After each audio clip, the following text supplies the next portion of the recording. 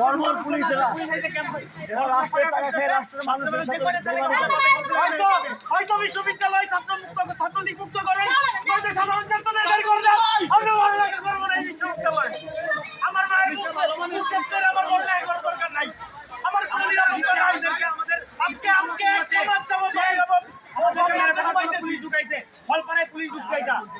আমাদের পড়াশোনা করা লাগবে না, আমাদের বহিষ্কার করে দেন বিশ্ববিদ্যালয় থেকে। এটাই আমার বিশ্ববিদ্যালয় প্রশাসনের কাছে দাবি। হয়তো আমাদের পড়ালেখার একটা সুগঠিত পরিবেশ গঠন করে দেন, নয়তো আমাদের বের করে দেন। আমাদের পড়ালেখা করার দরকার নাই। এই তুচ্ছ পড়ালেখা, এই ছাত্রলীগের আন্ডার থেকে মেয়ের খাবার খাওয়া, গণরুমে থাকা, এগুলো আমাদের আর দরকার নাই। একজন ভাই শহীদ হয়েছেন, তাদের স্মরণে আমরা আজকে এখানে আমরা দেখেছি আমরা শান্তিপূর্ণভাবে যাচ্ছিলাম এবং আমাদের কথা ছিল যে আমরা কফিন মিছিল করব, দ্যাট উইল বি শান্তিপূর্ণ। এন্ড আমাদের হাতে কোনো ধরনের অস্ত্রপাতি ছিল না।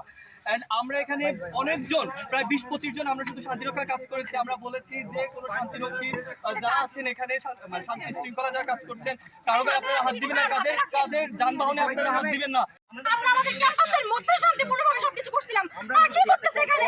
দুই দিক থেকে একত্রে অ্যাটাক করছে। এগুলো কাপুরুষতা, এগুলো এক সবকটা বেজন্মা, এগুলো একটাও জন্মের ঠিক নাই।